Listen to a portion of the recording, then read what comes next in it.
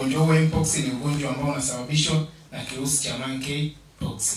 Na kama tunavyofahamu kwa habari, ukisikia kwa habari ya kirusi kwenye ugonjwa ni ugonjwa tunasababishwa na kirusi uwaga ni ugonjwa ambao unasumbua sana, kwa sababu virusi vya aina nyingi matibabu yake huwa hayapo. Mara nyingi sana matibabu yake unakuwa unatibu zile dalili zinazopatikana. Sasa nitawaelekeza nielekeze kwa baadhi ya dalili, lakini pia nione pia njia za kufanyaje za kuweza kujikinga. Kwa upande wa dalili za ugonjwa huu, dalili ya kwanza kabisa ambaye mtu ambaye amepata ugonjwa huu wa monkeypox anaweza kupata ni dalili ya upele, malengelenge au vidonda kwenye mwili, hasa mikononi na miguuni, kifuani, usoni, wakati mwingine sehemu za siri. Na vipele hivi vinakuwa vyeupe, ndani vinakuwa vinaweka kama malengelenge. Dalili nyingine ni homa, maumivu ya kichwa, vidonda vya koo, maumivu ya misuli, uchovu wa mwili, maumivu ya mgongo, kuvimba mitoki ya mwili. Mitoki tunaifahamu. Kwa unapata na hiyo dalili kwamba mitoki inavimba. Lakini dalili kuu hapa tunaona kwamba nini? Ni ya vipele. Tuko pamoja?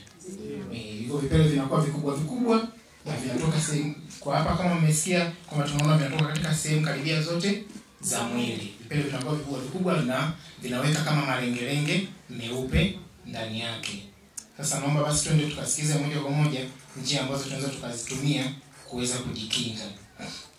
Njia ya kwanza kabisa ambayo tunaweza tukatumia katika kujikinga, kuepuka kugusa majimaji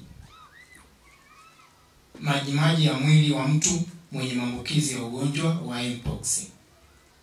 Epuka kusalimiana kwa kukumbatiana, kubusiana au kushikiana mikono na mtu mwenye maambukizi ya mpox. Epuka kugusana na mtu mwenye dalili za ugonjwa wa mpox.